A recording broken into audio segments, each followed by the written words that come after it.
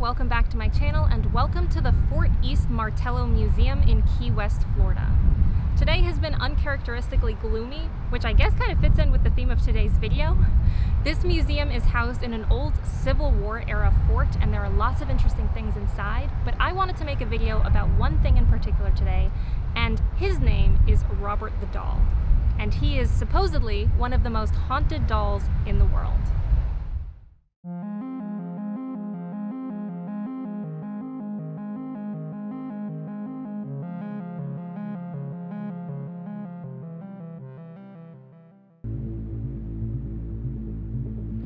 So when it comes to Robert the Doll, there are 3 rules. Number 1 is that you're supposed to introduce yourself. Number 2, you have to ask permission to photograph him. And number 3, you always have to say goodbye. And I do not want to take any risks, so I'm not going to film him until I ask permission. Hi Robert, I'm Bridget. I request permission to photograph you. I think that's it. So here it goes. Meet Robert the Doll.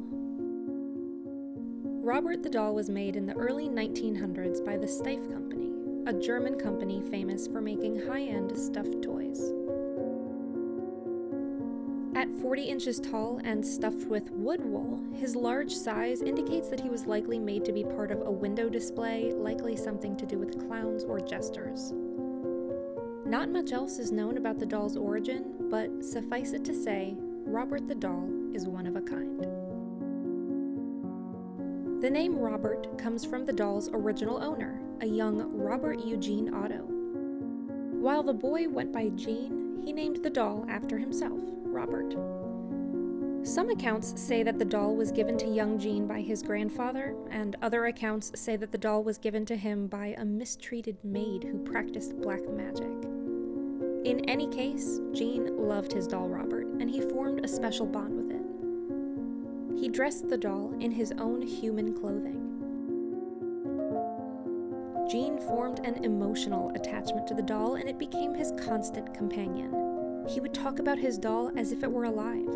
He used to blame Robert the Doll for any mishaps that occurred. He'd say, "I didn't do it, Robert did it." Stories abound of Robert the Doll's sinister behavior. There are stories of young Gene talking to the doll and an unknown voice being heard answering back. One day, a plumber working in the Otto home heard laughter when no one was there. Then he noticed that Robert the Doll had seemingly moved across the room to a new spot all by himself. People have claimed that Robert changes his facial expression, giving the distinct impression that the doll is listening. Gene grew up to be a well-known artist, and as an adult, eventually got married and moved back into his childhood home, which today is a B&B called the Artist House. Gene reconnected with his beloved Robert the Doll, allegedly much to his new wife's apprehension and dismay. Gene kept Robert the Doll in the attic, where he placed it at the window overlooking the street, spooking the locals and passers-by. Robert Eugene Otto died in 1974. The house was bought, and the new owner kept Robert for some 20 years before donating it to this museum. She told the museum that, quote, "He moved around her house on his own and was haunted." I'm just staring at it, trying to feel anything. I mean, I think what's so scary about it is how deteriorated he is. He's not in the best shape. You can see that he's really worn away in a lot of areas. The red on his lips has been faded by time.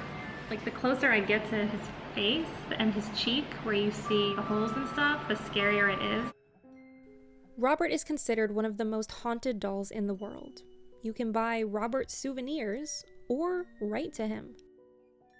It's not clear when the idea of Robert the Doll having so-called rules came about, but people take it pretty seriously. Right here it says, remember, you need to ask Robert's permission before you take his photo. And here you can see a bunch of letters that were written to Robert apologizing, maybe because they took photos without asking permission and they were plagued with bad luck. Dearest Robert, I'm really truly sorry that I made fun of your leather face. Leather is actually a nice material and it looks great on you. I also snapped some pictures of you without your permission. P.S. I deleted the photos. I asked permission, so hopefully I'm in the clear. It's pretty fitting that there is a hearse directly across from Robert. I'm confused about what this encased letter is. To Mr. Robert Otto, which is I guess Robert the doll. Happy 101st birthday from George W. Bush. Leave a comment below, let me know what you guys think of Robert the doll. Is he haunted? Please give this video a thumbs up if you enjoyed it, hit subscribe if you haven't already, and I will see you next time. And of course, can't forget, goodbye, Robert.